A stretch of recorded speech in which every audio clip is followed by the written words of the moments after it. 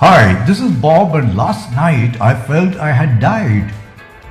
The obituary page had my name and photo in it. It was not a very good snap of me, I thought, as I looked at it absent-mindedly, and then I gave a cry of terror. What was my photo doing in the death column? I vaguely remembered sharp chest pain last night. I looked around, it was morning, but my coffee had not been made. People were entering the home and walking through the bedroom door. I walked in and looked on the bed. There I was, all laid out, dead. People stared at me, there on the bed. Not many were crying, but some I noticed had tears. Listen, I shouted, I'm here, I'm okay, I'm not dead. Nobody heard me. They were all looking at me on the bed.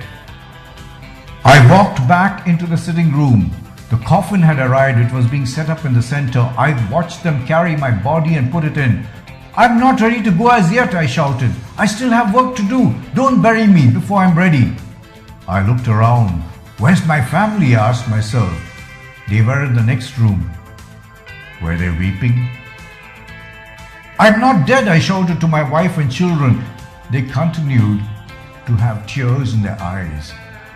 How can I go before telling you I love you? I asked my wife. How can I go before hugging you both? I asked my children. I wept with them. The singing was coming from the next room where my body lay.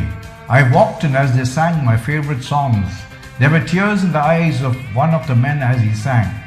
But we haven't talked to each other for years, I said to him. Why are you crying? Come on, shake my hand and let's make up.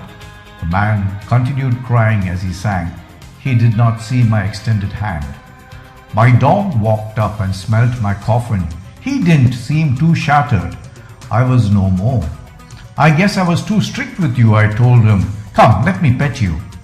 The dog yawned as it stretched out and fell asleep. The singing stopped as the priest came in. He sat next to the man who was crying and leaned to talk to him. I went close to hear what he was asking. Is there anything good, he asked, the dead man did in his lifetime? The man who was crying shook his head sadly. There was a hush as my wife walked into the room. She looked so good, I thought. You look beautiful, I shouted. She did not hear my words. She had never heard them before because I had never said them. God, I screamed in agony. You did not give me time to do all the things I should have done. You had all the time to do all the things you wanted done, said the strange creature with the forked tail standing next to my coffin. Now come and help me keep hell's fires burning. I watched as they lifted my coffin and carried it to the hearse outside. My dog did not bother getting up from deep sleep. The priest refrained from saying any word about me. I turned to say sorry to the man who had been crying, then realized he wasn't crying, he just had a bad cold. I turned to hug my children.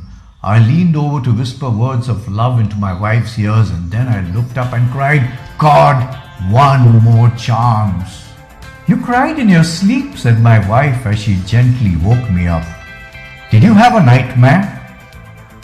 She looked startled as I hugged her tight and whispered, Thank you, God, I'm not dead yet.